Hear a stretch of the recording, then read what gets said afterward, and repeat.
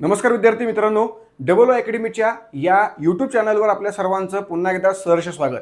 मित्रांनो, आपण 2024 सालची अराजपत्रित गट ब गट क परीक्षा देणार असाल आणि या परीक्षांसाठी आपल्याला कोणकोणत्या पुस्तकांची आवश्यकता आहे याबाबत आपल्याला जर माहिती नसेल तर नक्कीच हा व्हिडिओ आपल्यासाठी अत्यंत महत्त्वाचा असणार आहे. त्यामुळे मित्रांनो, हा व्हिडिओ शेवटपर्यंत बघा.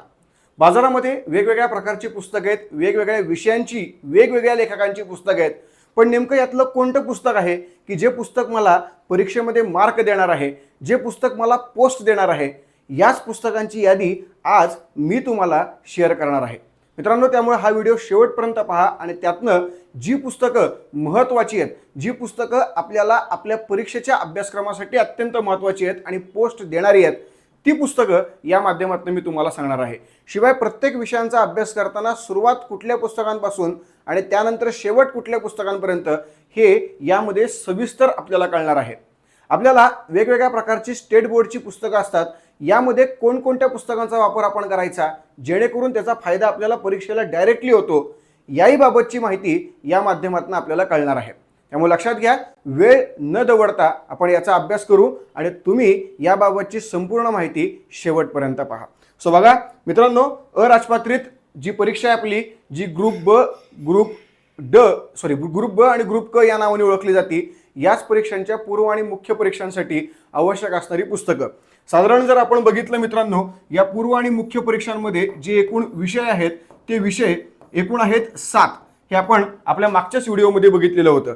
या 7 विषयांमध्ये प्रत्येक विषयाला आवश्यक असणारी शालेय पुस्तकं, त्याचप्रमाणे प्रत्येक विषयांसाठी आवश्यक असणारी रेफरन्स बुक, याचा अभ्यास किंवा या पुस्तकांची नावं ही आपल्याला याच्यामध्ये समजून घ्यायची आहेत. तर सुरुवात करूया आपण पहिल्या विषयाला. पहिला विषय आहे भारतीय राज्यघटना.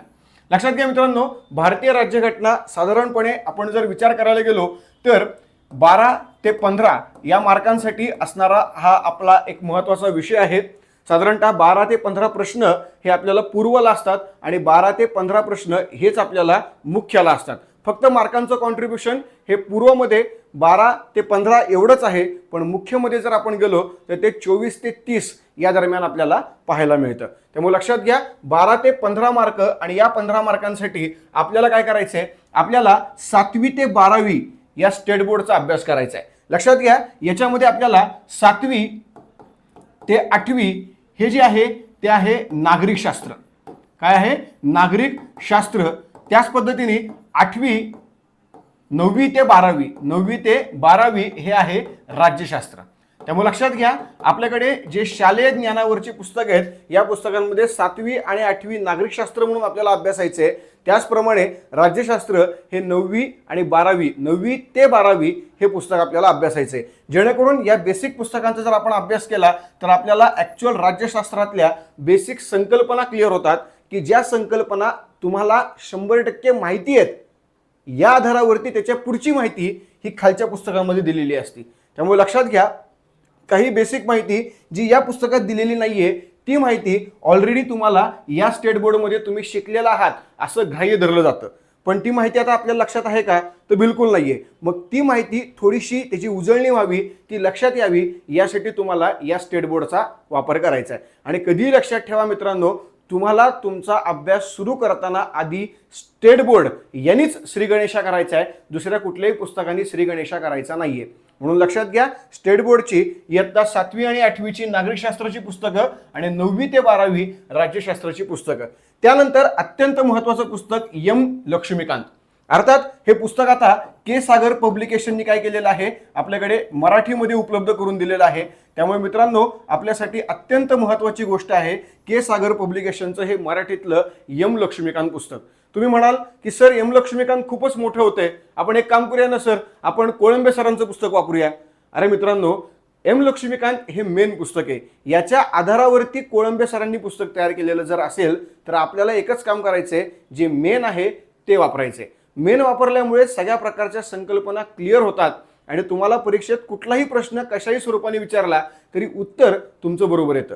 कुठल्याही प्रकारे तुमची चूक होत नाही. यामुळे लक्षात घ्या, हे एक पुस्तक जे तुम्हाला 100% कव्हर करायचं आहे. सुरुवात करायची स्टेट बोर्ड आणि त्यानंतर एम लक्ष्मीकांत. त्याचप्रमाणे तुम्ही रेफरन्ससाठी तुकाराम जाधव सरांचं युनिक अकॅडमीचं पुस्तक देखील वापरू शकतात। त्याचप्रमाणे तुम्ही जर काही संकल्पना लक्ष्मीकांतमधनं अवघड आहे त्यामुळे कळल्या नाहीत तर बेसिक गोष्टीसाठी किंवा सोप्या भाषेसाठी तुम्ही रंजन कोळंबे हे देखील पुस्तक वापरू शकतात। पण माझं म्हणाल तर एक लक्षात घ्या, स्टेट बोर्ड आणि लक्ष्मीकांत हे दोन पुस्तकं जर तुम्ही वापरले तर तुमचं काम सफिशियंट आहे। तुम्हाला परत कुठल्याच प्रकारच्या गोष्टीची अभ्यास करण्याची आवश्यकता नाहीये। या दोन पुस्तकांच्या माध्यमातून तुमचा पूर्व आणि मुख्यचा राज्यशास्त्र या विषयाचा संपूर्ण अभ्यासक्रम कव्हर होणार आणि त्यातनं जे काही 12 ते 15 तुम्हाला प्रश्न असणार आहेत त्यातले जास्तीत जास्त प्रश्न हे तुमचे सॉल्व्ह होणार, हे शुअर शॉट। आणि हे मी का सांगतोय, कारण मी स्वतः अनुभव घेतलेला आहे।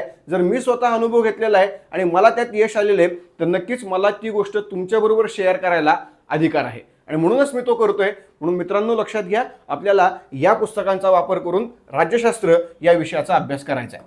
त्यापुढे बघा, भारतीय अर्थव्यवस्था एक महत्त्वाचा आपल्याकडचा विषय आहे। या विषयामध्ये अनेक संकल्पना आहेत, अनेक स्टॅटिस्टिकल डाटा आहे। तुम्हाला या दोन्ही गोष्टींचा अभ्यास करायचा आहे। म्हणून लक्षात घ्या, या ठिकाणी तुम्हाला काय करायचं आहे, या ठिकाणी तुम्हाला संकल्पना याच्यावरती भर द्यायची आहे। याच संकल्पनांप्रमाणे तुम्हाला जी भर द्यायची आहे ती द्यायची आहे सांख्यिकीयवरती। कशावर द्यायची आहे? सांख्यिकीय। या दोन गोष्टींवर जर तुम्ही भर दिली मित्रांनो तर नक्कीच तुम्हाला याचा फायदा जास्त होतो। लक्षात घ्या, अर्थशास्त्र या विषयामध्ये पुन्हा एकदा 12 ते 15 प्रश्न हे तुम्हाला असतात। पूर्वाला 12 ते 15, मुख्यला देखील 12 ते 15। यामध्ये संकल्पनेवरती 50% मार्क आहेत। त्याचप्रमाणे स्टॅटिस्टिक सांख्यिकीय डाटा याच्यावरती 50% मार्क आहेत। म्हणजे मी फक्त संकल्पनाच करणार आणि परीक्षा पास होणार असं बिलकुल होणार नाहीये। मी फक्त सांख्यिकीय माहितीच करणार आणि परीक्षा पास होणार असंही होणार नाहीये। तुम्हाला दोन्ही व्यवस्थित पद्धतीने कव्हर करायचं आहे आणि जर दोन्ही व्यवस्थित पद्धतीने कव्हर केलं तर तुम्हाला एक चांगल्या प्रकारची टोटल याच्यामध्ये मिळवता येते। म्हणून लक्षात घ्या, तुम्हाला या दोन गोष्टी करण्यासाठी पुस्तक कोणतं आहे तर पहिल्यांदा स्टेट बोर्ड, जे स्टेट बोर्ड तुम्हाला साधारणपणे 8वी ते 12वी, आता 8वी ते 12वी म्हणण्यापेक्षा आपण असं म्हणूया, लक्षात घ्या साधारणपणे 9वी व 10वी, 9वी आणि 10वी जे आहे यामध्ये भूगोलचं जे पुस्तक आहे त्या भूगोलच्या पुस्तकामध्ये आपल्याला अर्थशास्त्र दिलेलं आहे। त्याचप्रमाणे 11वी व 12वी याच्यामध्ये तुम्हाला सेपरेट अर्थशास्त्र हे विषय आहे। त्यामुळे तुम्ही काय काम करायचे तर 9वी आणि 10वी इथलं भूगोलच्या मागचं अर्थशास्त्र आणि 11वी 12वीचं सेपरेट अर्थशास्त्र हे पुस्तक व्यवस्थित वाचून काढायचे।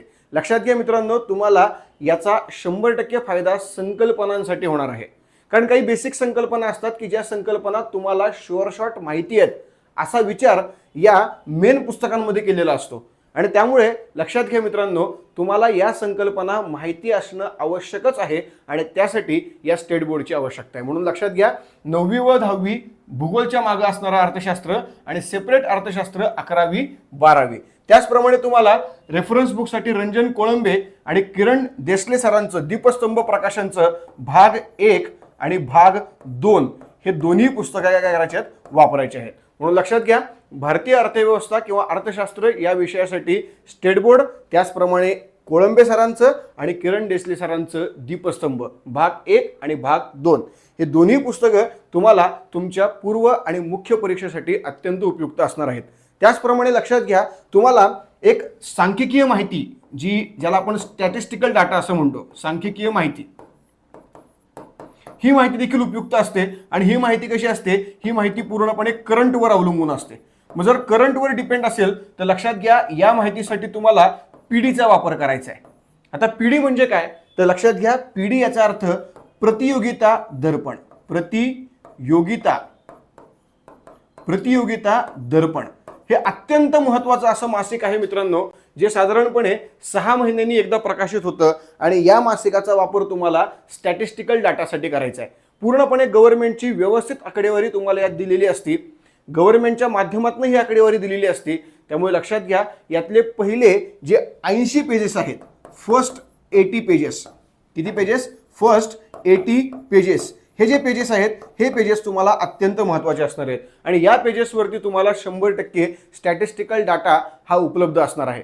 तो स्टॅटिस्टिकल डाटा तुम्हाला या परीक्षेसाठी महत्त्वाचा आहे। म्हणून लक्षात घ्या, संकल्पना आणि स्टॅटिस्टिकल डाटा या दोन्ही गोष्टींचा व्यवस्थित अभ्यास जर झाला तर अर्थशास्त्रामधले जे आपले मार्क आहेत ते मार्क आपल्याला 100% मिळणार आहेत आणि याच मार्कांसाठी आपल्याला स्टेट बोर्ड, 9वी 10वी, 11वी 12वी, त्याचप्रमाणे रंजन कोळंबे, किरण डेसले आणि सांख्यिकीय करंटसाठी पीडी म्हणजेच प्रतियोगिता दर्पण याचा वापर अर्थशास्त्र या विषयासाठी करायचा आहे. पुढे बघा, इतिहास हा एक महत्त्वाचा विषय, जो अत्यंत महत्त्वाचा विषय आहे. या विषयामध्ये देखील आपल्याला 12 ते 15 इतके मार्क दिलेले आहेत आयोगाने. प्रीला 12 ते 15 आणि मेन्सला याच्यापेक्षा दुप्पट, म्हणजे किती, तर 24 ते 30. पण प्रश्न मात्र 12 ते 15 प्रीला पण असणार आहेत आणि 12 ते 15च मेन्सला सुद्धा असणार आहेत. आता लक्षात घ्या, इतिहासात काय करायचंय, तर इतिहासामध्ये आपल्याला 8वी व 11वी, लक्षात घ्या, इयत्ता 8वीचं पुस्तक आणि इयत्ता 11वीचं पुस्तक आपल्याला उपयुक्त आहे. 8वीचं पुस्तक जे आहे ते भारताचा इतिहास, अत्यंत महत्त्वाचं पुस्तक, भारताचा इतिहास यासाठी आपल्याला महत्त्वाचं आहे. आणि 11वीचं जे आहे ते आपल्याला महत्त्वाचं काय आहे, कारण महाराष्ट्राचा इतिहास. कोणाचा इतिहास, महाराष्ट्राचा इतिहास. त्यामुळे लक्षात घ्या मित्रांनो, इतिहासामध्ये 2 पुस्तकं जे आपल्याला स्टेट बोर्डचे वापरायचे आहेत, इयत्ता 8वी आणि इयत्ता 11वी. इयत्ता 8वी भारताचा इतिहास आणि इयत्ता 11वी महाराष्ट्राचा इतिहास. आणि एक लक्षात घ्या, ही दोन्ही पुस्तकं आपल्याला जुनी वापरायची आहेत. जुनी पुस्तकं वापरली तर नक्कीच त्याचा फायदा आपल्याला आपल्या पेपरमध्ये होणार आहे. त्यानंतर रेफरन्स बुकमध्ये आपल्याला गाठा सरांचं पुस्तक वापरायचे, ग्रोवर बेल्लेकर वापरायचे आणि समाधान महाजन वापरायचे. तुम्ही म्हणाल की मास्तर एवढे 3 पुस्तकं गरजेचे आहेत का, तर हो, गरजेचे आहेत. का, लक्षात घ्या, हे एक पुस्तक आणि हे पुस्तक आणि या 2 पुस्तकांचं कॉम्बिनेशन म्हणजे हे पुस्तक. ओके, त्यामुळे लक्षात घ्या, तुम्हाला गाठाळ हे महाराष्ट्रासाठी वापरायचे. गाठाळ हे कशासाठी, तर महाराष्ट्रासाठी. तुम्हाला समाधान महाजन भारत व महाराष्ट्र याच्यासाठी वापरायचं आहे आणि ग्रोवर बेल्लेकर हे तुम्हाला भारतासाठी वापरायचं आहे. त्यामुळे लक्षात घ्या, तुम्हाला या 3ही पुस्तकांचा वापर करायचा आहे आणि या 3ही पुस्तकांचा जर आपण वापर केला तर नक्कीच आपल्याला परीक्षेमध्ये इतिहासाचे जे मार्क आहेत ते मार्क शुअर शॉट मिळणार आहेत. लक्षात घ्या, इतिहास विषय थोडासा अवघड असतो, किचकट असतो, कारण याच्यामध्ये डेप्थ खूप आहे. याच्यामध्ये खूप मोठ्या प्रमाणात आपल्याला खोलीवर जाणं गरजेचं असतं. कधी कधी आयोग इतक्या खोलीवर जातो की तेवढा विचार आपणच, म्हणजे विद्यार्थीच काय, शिक्षक सुद्धा करू शकत नाही. मग अशा वेळेला आपल्याला ते चॅलेंज स्वीकारता आलं पाहिजे. यासाठी जास्तीत जास्त आपण अभ्यास केला तर आपल्याला जास्तीत जास्त मार्क या माध्यमातून मिळतील.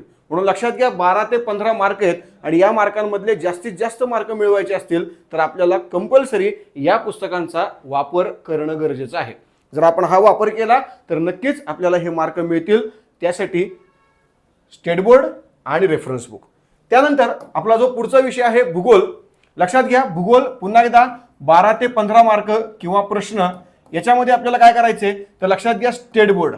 स्टेट बोर्डचं अत्यंत महत्त्व असणार आहे भूगोल या विषयामध्ये, कारण भूगोलचा जो अभ्यास स्टेट बोर्डच्या पुस्तकातून होईल तो अभ्यास इतर कुठल्याही पुस्तकामधनं तेवढ्या प्रमाणात होणार नाही. त्यामुळे लक्षात घ्या, स्टेट बोर्डला अतोनात महत्त्व आहे भूगोल या विषयामध्ये. मग या विषयामध्ये स्टेट बोर्डची पुस्तकं कितीपासून वाचायची आहेत, तुम्हाला इयत्ता 4थी पासून वाचायची आहेत. लक्षात घ्या, इयत्ता 4थी ते इयत्ता 12वी एवढ्या सर्व इयत्तांची भूगोलची पुस्तकं, मग त्यामध्ये ती जुनी पुस्तकं असू दे किंवा नवीन पुस्तकं असू दे, तुम्हाला नवीन आणि जुनी दोन्ही पुस्तकं याच्यामध्ये यूज करायची आहेत. लक्षात घ्या, भूगोल आणि त्यासाठी स्टेट बोर्ड हे अत्यंत महत्त्वाचं कॉम्बिनेशन आहे. याच्यामध्ये कुठंही चूक करू नका.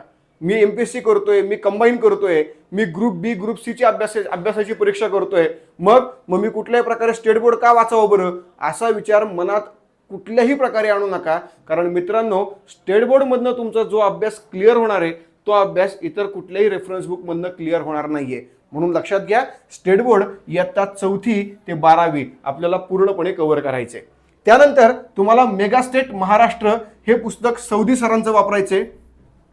खतीब सरांचं एक पुस्तक आहे जे आपल्या महाराष्ट्राच्या भूगोलावरती आहे, त्यामुळे ते एक पुस्तक आपल्याला वापरायचं आहे. महाराष्ट्राचा भूगोल आपल्याला व्यवस्थित करायचा आहे, कारण महाराष्ट्राच्या भूगोलावरती खूप सारे प्रश्न हे पेपरला येतात.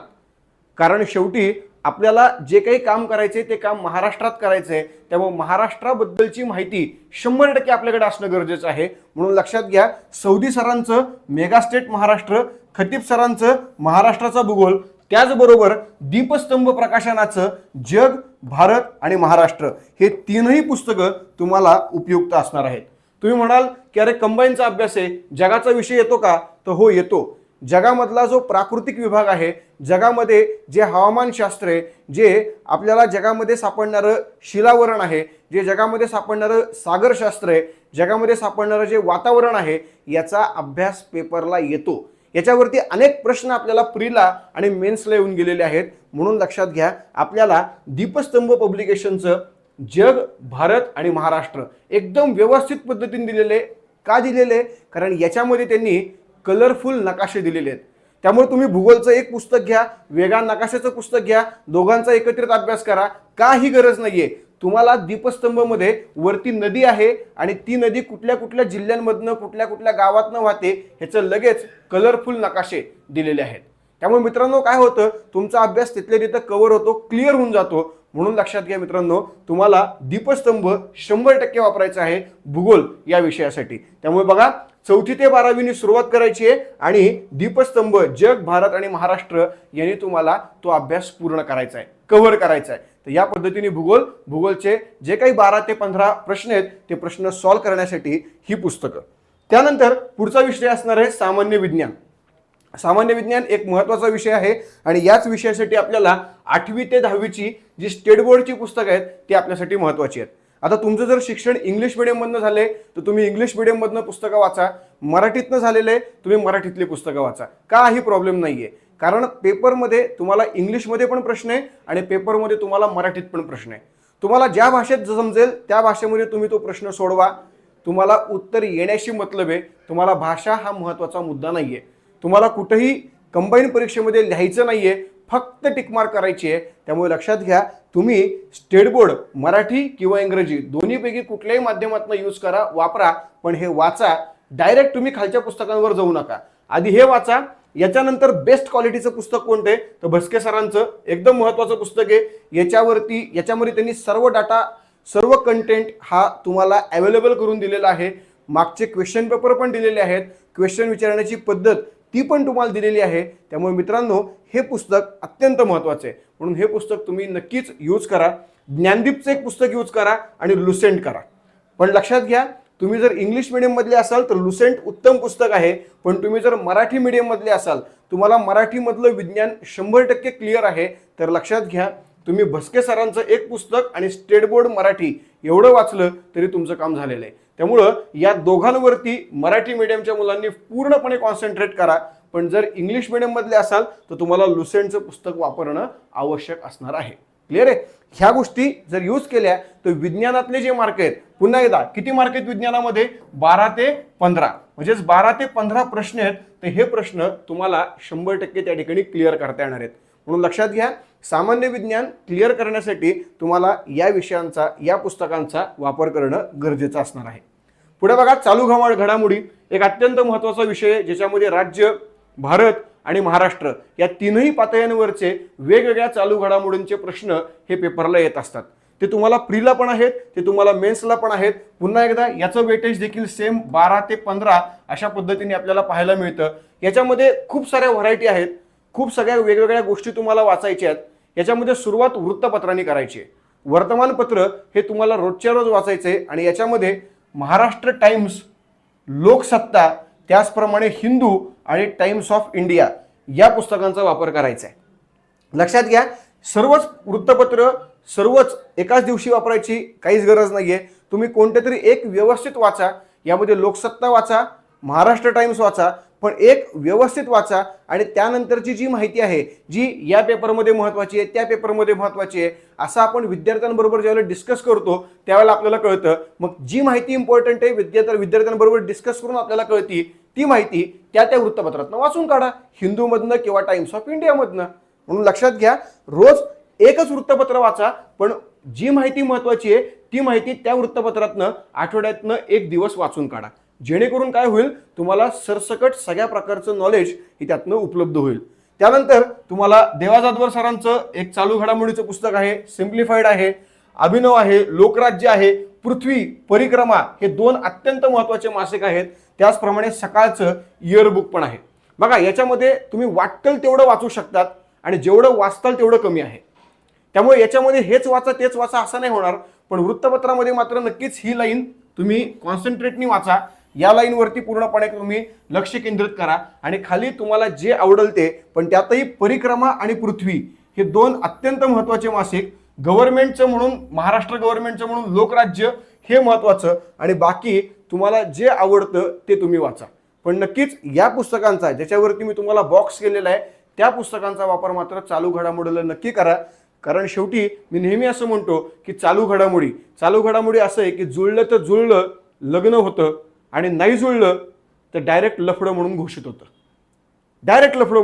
आदलं मधलं काहीच नाही.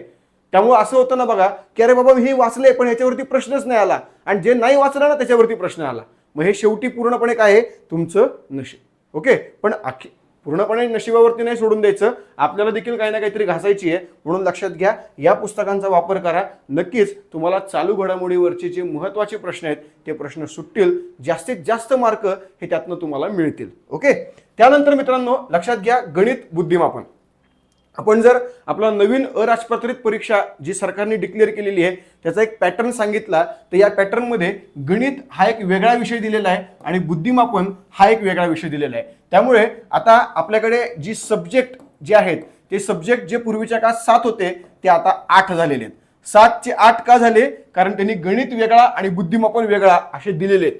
यामुळे ते 7 चे किती झाले? 8 झाले. पण विशेषतः आपण जर बघितलं, आपल्याला माहिती आहे की हे दोन एकत्रच असतात, मग आपल्याला माहिती आहे विषय किती आहेत? 7च आहेत. क्लिअर आहे? त्यामध्ये बदल काही केलेला नाहीये. फक्त लक्षात घ्या, मी नेहमी सांगतो उदाहरण की आपल्याकडे जर समजा भाकरी शिळी उरलेली आहे आणि ती दुसऱ्या दिवशी आता काय करायचं, वाया जाऊ नये, तर आपली आई काय करते, आपली आई त्याची तुकडे करते आणि तुकडे करून त्याच्यावरती फोडणी देऊन आपण कांदा टोमॅटो घालून शेंगदाणे वगैरे घालून ते आपण खातो.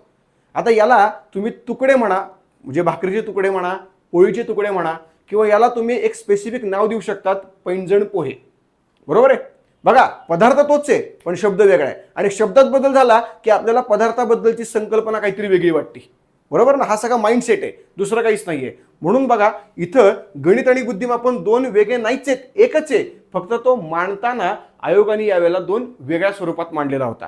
मग याच्यासाठी आपल्याला महत्त्वाचं काय आहे तर लक्षात घ्या, सिम्प्लिफाईड नावाचं पुस्तक मॅथ्स अँड रिझनिंगसाठी, त्यानंतर अग्रवाल सरांचं पुस्तक मॅथ्स आणि रिझनिंगसाठी जे अत्यंत महत्त्वाचं आहे, आणि रिझनिंगसाठी अत्यंत महत्त्वाचं असणारं एक अजून पुस्तक जे बेसिक संकल्पनांसाठी महत्त्वाचं आहे, अनिल अंकलिकी यांचं. कोणाचं पुस्तक?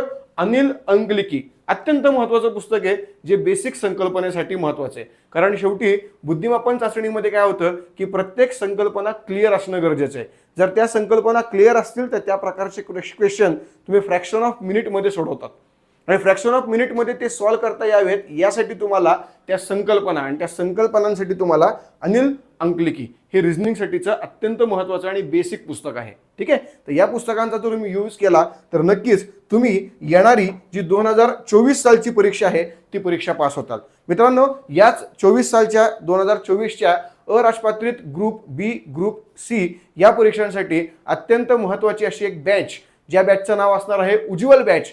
ही बॅच आपण लॉन्च करत आहोत, जी बॅच आपण 5 डिसेंबर पासून चालू करणार आहोत. तर मित्रांनो, नक्कीच आपण याचा फायदा घ्यावा. मित्रांनो, ही बॅच ऑनलाईन रेकॉर्डेड या फॉर्ममध्ये असणार आहे, ज्याच्यामध्ये तुम्हाला अनलिमिटेड वॉच टाईम हे उपलब्ध असणार आहेत, आणि विशेष गोष्ट म्हणजे याच्यामध्ये तुम्हाला स्पेशल मेंटरशिप मिळणार आहे. ह्याच्यामध्ये काही मुलांना काही प्रॉब्लेम असतील, अभ्यासाविषयक प्रॉब्लेम असतील, प्रत्येक विषयाबाबतचे प्रॉब्लेम असतील, तर हे प्रॉब्लेम कॉलद्वारे किंवा प्रत्यक्ष भेटून तुमच्याकडनं तुमचे सॉल्व्ह करून घेतले जातील. तर या सगळ्या प्रकारची गोष्ट ही तुम्हाला यासाठी उपलब्ध असणार आहे. म्हणून लक्षात घ्या मित्रांनो, ही ऑनलाईन स्वरूपाची, घरी बसून तुम्ही याचा अभ्यास करू शकतात, आणि काही प्रॉब्लेम आले तर आम्हाला भेटायला देखील येऊ शकतात, आमच्याबरोबर तुम्ही बोलणं देखील तुमचं होऊ शकतं. यासाठी स्पेशल मेंटरिंग बॅच, बॅचचं नाव उज्ज्वल बॅच. सो मित्रांनो, धन्यवाद. पुन्हा एकदा नवीन व्हिडिओनी आपण पुन्हा भेटूया. जय हिंद, जय भारत.